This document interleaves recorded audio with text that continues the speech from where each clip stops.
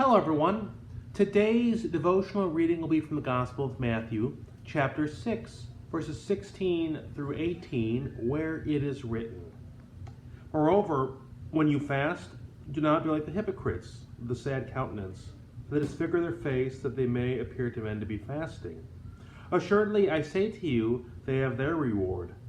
But you, when you fast, anoint your head and wash your face, so that you do not appear to men to be fasting, but to your Father who is in the secret place, and your Father who sees in secret will reward you openly." This is the gospel of the Lord. Praise to you, O Christ. Fasting. It's been used throughout since the ancient world by people of all different religious traditions as a means of spiritual self-discipline. Yes, Muslims fast, Buddhists fast, and so on. Christians do too. Why? Because the desires for food and drink are so basic, so elemental to being human. If you don't discipline yourself in these things, you essentially have no discipline.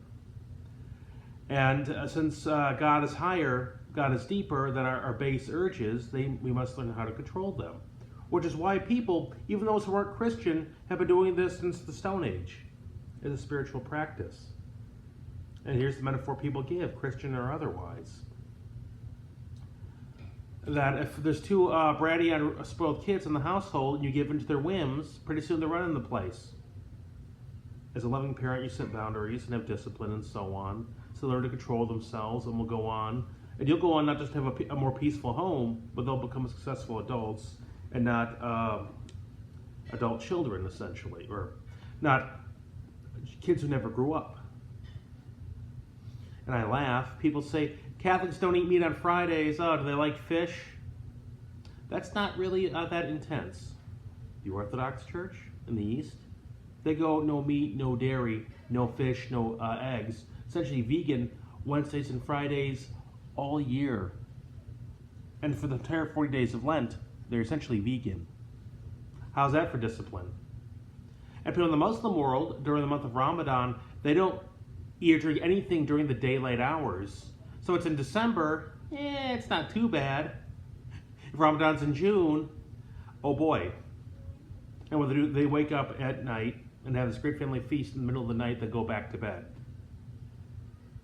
Look, point is, many people fast.